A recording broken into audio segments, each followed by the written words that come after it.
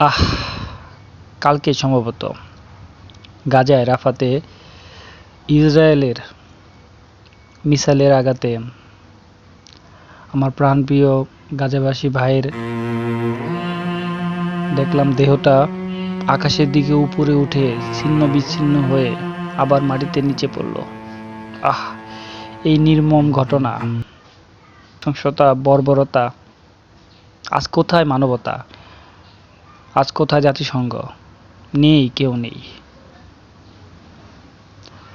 আর প্রিয় গাজাবাসী ভাই বোনেরা, তোমরা তো ভাই শাহাদাতের মৃত্যুবরণ করতেছ, কিন্তু আমাদের ঠাঁই হবে কোথায়?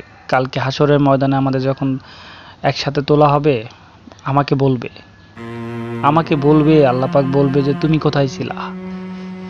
হে আল্লাহ, সেদিন তো কোথাও জায়গা নেই। আল্লাহ আমাদেরকে মাফ করুক।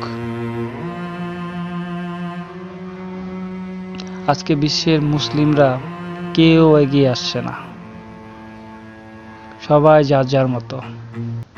এর জবাব দিতে হবে একসময়, কাল হাসরের ময়দানেই দিতে হবে।